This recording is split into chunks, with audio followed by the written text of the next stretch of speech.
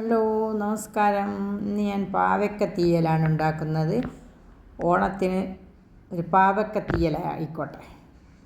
അതിനു വേണ്ടി ഒരു പാവയ്ക്ക നല്ലപോലെ കഴുകി കട്ട് ചെയ്ത് വെച്ചിട്ടുണ്ട്.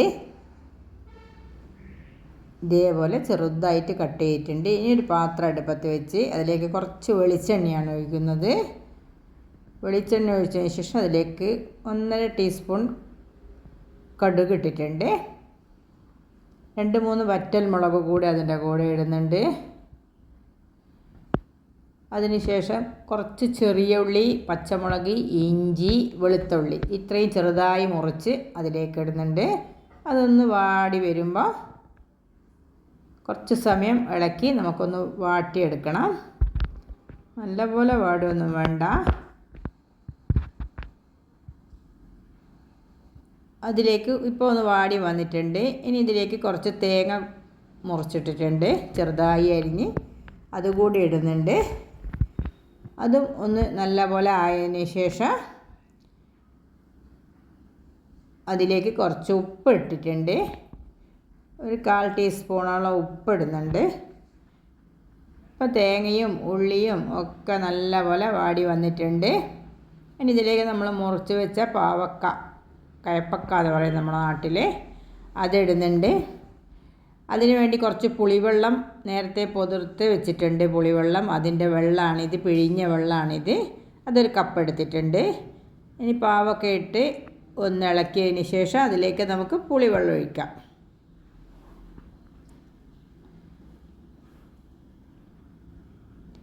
ഇപ്പം പാവക്കയെല്ലാം ഇതിലിട്ടിട്ടുണ്ട്. ഒന്ന് ഇളക്കിയതിന് ശേഷം നമുക്ക് ആ പുളിവെള്ളം ഇതിലേക്ക് ഒഴിക്കാം.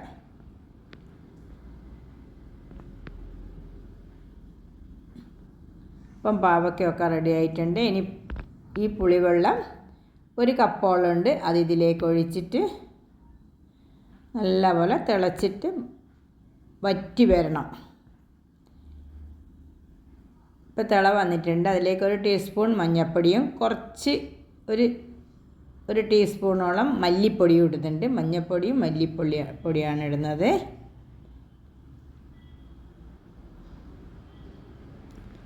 അതിനുശേഷം ഒന്നുകൂടി ഇളക്കി നമുക്ക് അടച്ച് വെച്ച് ഒന്ന് വെള്ളം വറ്റുന്നത് വരെ വേവിക്കാം.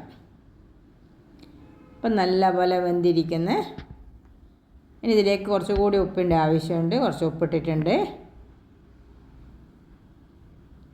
എല്ലാം വറ്റി നല്ല റെഡിയായി വന്നിട്ടുണ്ട്. ഇനി ഇതിലേക്ക് അരച്ച തേങ്ങയും മുളകും കുരുമുളകും കൂടി അരച്ച് വെച്ചതാണ്. മുൻപേ ഞാൻ വീഡിയോ ഇട്ടിട്ടുണ്ട്, വറുത്ത തേങ്ങ അരക്കുന്ന വീഡിയോ ഇട്ടിട്ടുണ്ട്.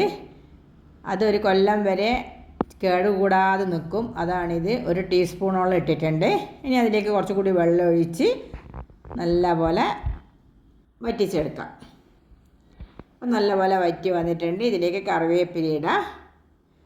അങ്ങനെ ഇപ്പം എല്ലാം റെഡിയായി വന്നിട്ടുണ്ട്. പാവക്ക തീയൽ റെഡി ആയിട്ടുണ്ട്. എല്ലാവരും ഈ ഓണത്തിനൊന്ന് ഉണ്ടാക്കി നോക്കണം. മധുരം വേണ്ടവർക്ക് വെല്ലോ പഞ്ചസാര ചേർക്കാം. ഞാനിതൊന്നും ചേർത്തിട്ടില്ല. Okay, thank you.